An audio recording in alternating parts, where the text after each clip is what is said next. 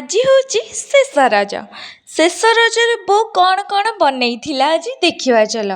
ପକୁଡ଼ି, ବରା, ଚକୁଳି, ପିଆଜି, ତରକାରୀ ବନେଇ ଦେଇଥିଲା।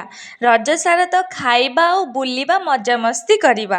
ଖାଇବା ସରିଯାଇଥିଲା, ବାହାରି ଗଲୁ ଆଈ ଘର ଅଭିମୁଖେ। ସାନ ଭଉଣୀ ମନୀଷା ସହ ଆସି ଟିକେ ଖେଳିଲୁ। ତାପରେ ଯାଇ ପହଞ୍ଚି ଯାଇଥିଲୁ ମା ତାରିଣୀଙ୍କ ପୀଠରେ। ରଜ 4 ଦିନ ଯାକ ଯଜ୍ଞ ହୁଏ। କୁଣ୍ଡର ପରିକ୍ରମା କରିକି ମୁଣ୍ଡିଆ ମାରୁଥିଲୁ। ପିଲାଟା ମୁଣ୍ଡିଆ ମାରି ମୁଣ୍ଡରେ ବାଲି ଲଗେଇ ଦେଇଛି। ସେଠି ଗୋଟେ ବତକଟେ ଥିଲା। ବତକକୁ ଦେଖିକି ସବୁ ଛୋଟ ପିଲା ଡରୁଥିଲେ, କିନ୍ତୁ ଆମ ମନୀଷା ତା ପଛରେ ଦୌଡ଼ିକି ତାକୁ ହିଁ ଡରେଇ ଦଉଥିଲା। ଦେଖୁନାହାନ୍ତି ଏ ଭିଡିଓରେ।